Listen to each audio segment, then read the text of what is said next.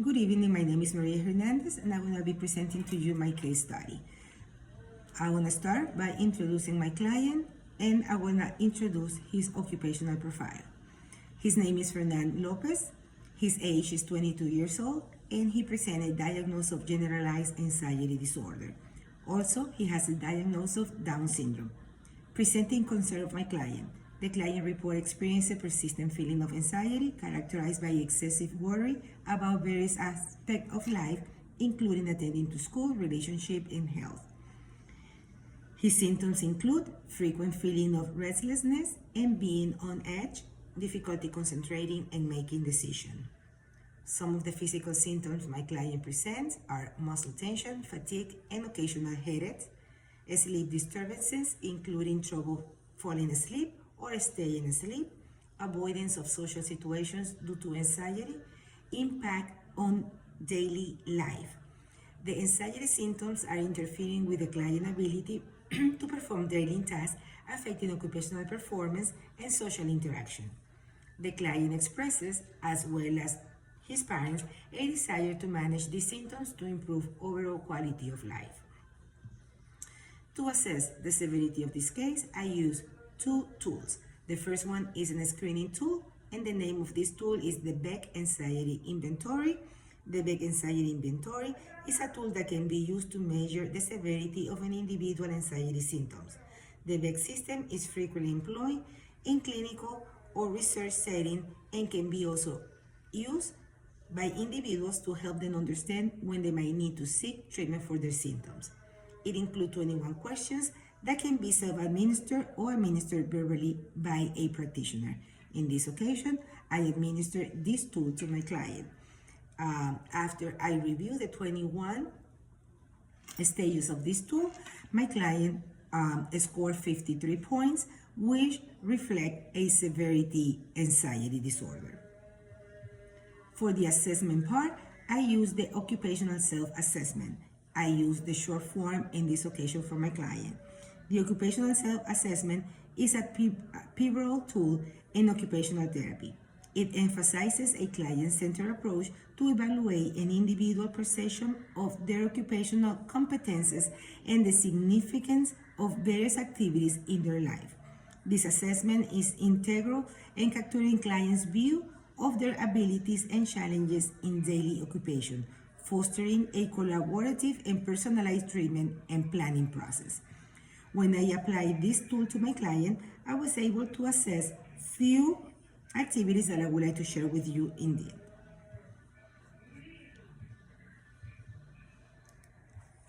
I use the occupational self-assessment and I would like to read the instruction for you to have a better understanding of what I did. Instruction: please rate your perceived competences in performing the following activities and the importance or value you place on each activity. Use the following scale for your responses. Competences: 0, cannot do it, to 4, can do it well.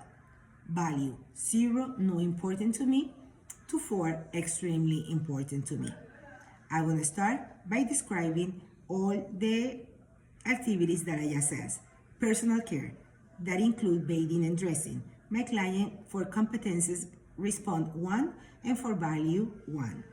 Meal preparation and cleanup, competences 1 and value 1. Household management, cleaning and doing laundry, competence 1, value 1. Shopping and community mobility, 0 and 0. Work or school tasks, 0 and 0. Leisure activities or hobby sport, competence 0, value 0. Social participation, 0 and 0. Financial management, 0 and 0. Health management and maintenance, 0, 0. And other activities, I assessed playing soccer because that was one of the activities that my client used to practice in the past. And the competence was 0 and the value was 0. I would like to share with you my notes regarding this assessment. Fernand seems to be absent and afraid to interact with others. Since COVID-19, Fernand has been isolated at home, feeling anxious just to think about going to school, being around his friends and participating in those activities where he used to find joy and happiness. Participating in therapy has also been challenging, demonstrating withdrawal and non-compliance behaviors. Fernand refuses to take a shower, and his appearance reflects poor hygiene. Responding to verbal commands or participating in functional conversations, Fernand refrains from responding or making eye contact. His hands are always tied, and he's constantly moving, giving the impression that he needs to exit the room. Fernand's articulations are very poor, making it impossible to hear what he says or understand the words that come out of his mouth. He can start shaking and sweating if he hears the word going to school or going out. Fernand shows poor sensory processing skill and organizations and react to loud sounds in disproportionate ways. His breathing seems restless, and on occasion he can cry, demonstrating poor self-regulation skills. Fernand's parents are concerned with his anxiety after COVID-19 and are also concerned with the isolation levels, where he is confused because of his lack of tolerance to interaction with others. Their parents report that his sleeping patterns, eating habits, and daily routine has been altered since the pandemic.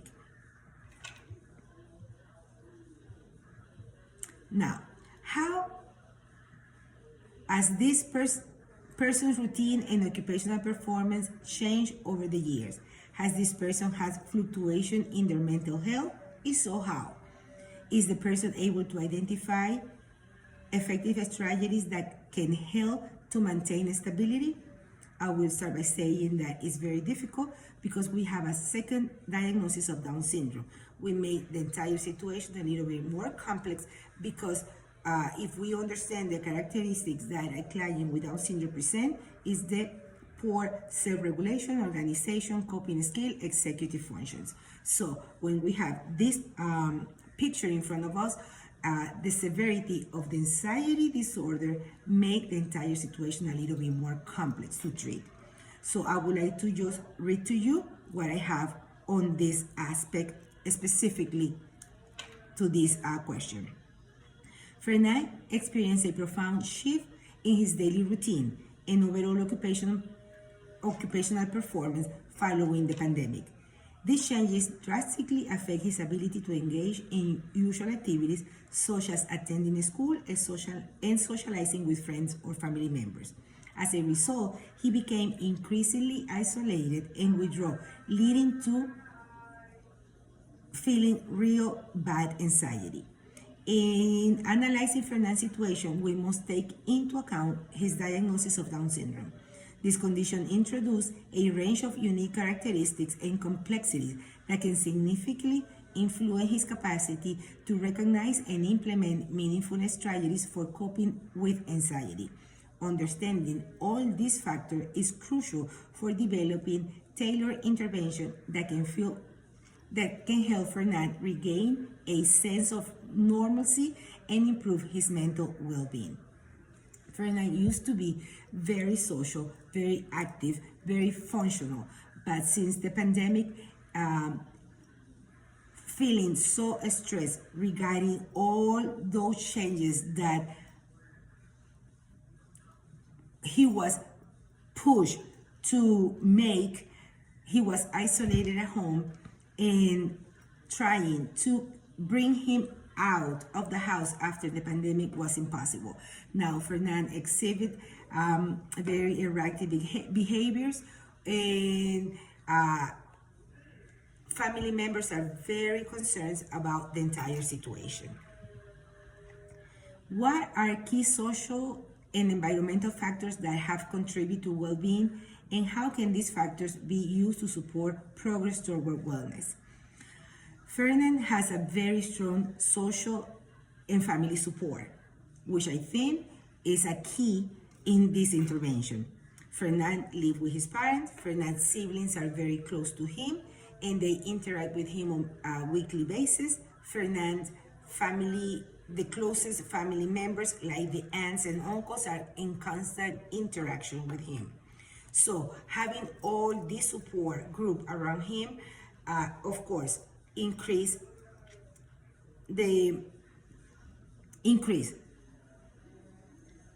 the assistance and the help that he can receive, and also increase the positive result of our intervention. Were any occupational challenges or goal discussed in this intervention? How could you ask his occupational therapist, help work toward achieving these goals? I would like to address this before I talk about the goals. Fernand is not attending school. Fernand does not participate in extracurricular activities. Fernand does not participate in any sport. Fernand does not socialize with friends. And Fernand does not attend therapy since the pandemic. I would like to talk to you about the goals that I'm going to address for his intervention.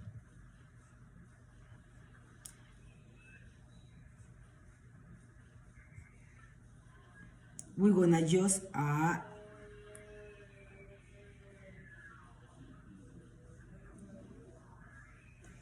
develop coping strategies. I'm gonna just focus my intervention in 3 goals. Developing coping strategies, equip the client with tools to manage anxiety symptoms, enhance daily living skills, improve participation in daily activities and routines, and promote relaxation techniques. Incorporate mindfulness and relaxation into daily life.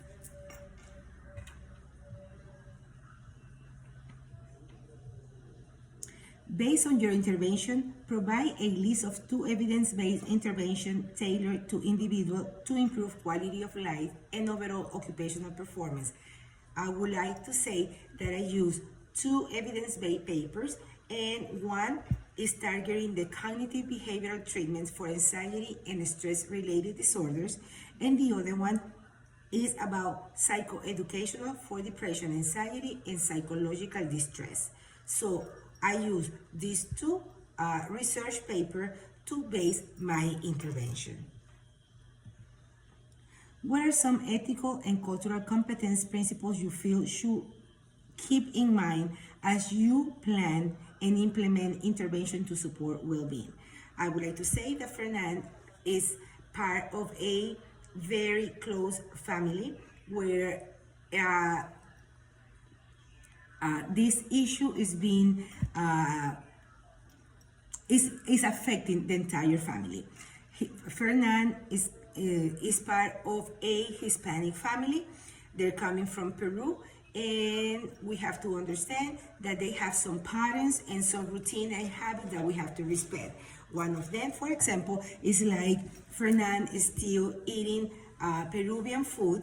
So we have to understand that if we want to work on any activity that include food or interacting, for example, with other clients during meal time, we have to understand that he has to eat his diet. I cannot introduce anything new because the culture that they follow at home is like they eat homemade food, and the food include basically Peruvian food. Also, one of the things that is important to understand is they have different parents. For example, the father is the head of the family. He sits at the edge of the table, and when they go to eat, everybody sit at the same time and they all eat together. So it's important to understand that that is part of the culture, and we have to follow that in order to implement a very positive intervention. Are there any additional stakeholders you might involve in intervention to support well-being? And if so, how? Fernand lives with his parents, so it is important to involve both parents in this intervention. At the moment, Fernand lives at home with mom and dad, and besides that, it's important to mention that dad is retired, and he's taking care of Fernand on daily basis. Mom is still working, and mom try to make sure that she distributes her day and time and responsibilities in a way where she can be very active in the care of Fernand. Reflect on your interview skills and use of therapeutic use of self through the interview process. It is important for all the therapists to practice empathy when you're treating clients, and especially with mental health. To me, one of the therapeutic use of self, I would say that I will listen more than talk. And I will demonstrate that I are very interested in listening and to be part of the intervention team. But I have something that I would like to read to you based on the therapeutic use of self. The therapeutic use of self refers to being aware of your own thoughts, feelings, and behaviors during interaction with clients. This includes being mindful on your verbal and body language, as well as the personal information you choose to share. By using your personality and interpersonal skill effectively, you can build a rapport with clients, helping them to feel at ease, motivated, and able to trust you. So with this, I think that I put all my thoughts together, and yes, we have to understand that when we are participating in intervention, our body language, our emotions, we have to refrain them, and we have to be very mindful with those things that we want to share or we want to exhibit. Based on your interview, what has been the most significant lessons or insight you have gained which can be applied to your personal and or professional life? How might this lesson shape how you work with individuals living with mental illness? I would say that I'm a mom of a child with Down syndrome. So basically, I understand what is to have a child that might think different, might react different, is going to have difficulties reasoning, organizing their thoughts, and implementing strategies that can move them from any situation. So with my client, Fernand, for me it's been very difficult, and sometimes difficult as a mom, but as a therapist, I have the benefit that I have a child with Down syndrome that I can identify with the things that he's going through. So implementing an intervention is not that hard for me. But what I learned about this experience is like we cannot take for granted that people cannot go through mental health issues. We have to be empathetic, we have to understand, and we have to be able to be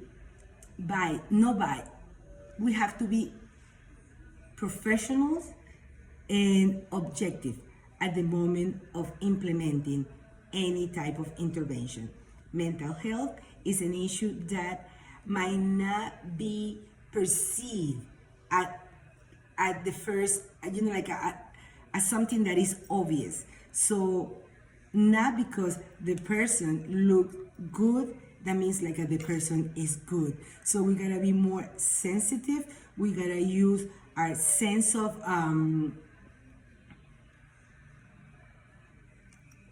understanding that something else might be happening.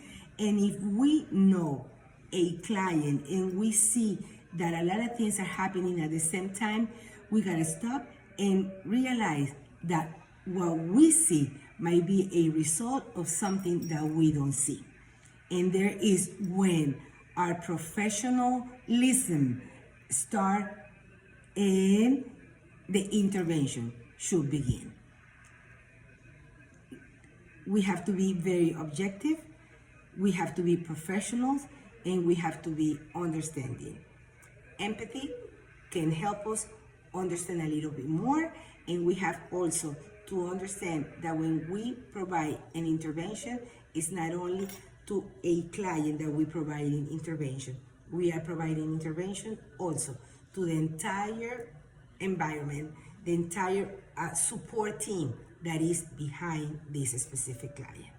So thank you very much, and I hope I cover everything that was expected from me with this presentation.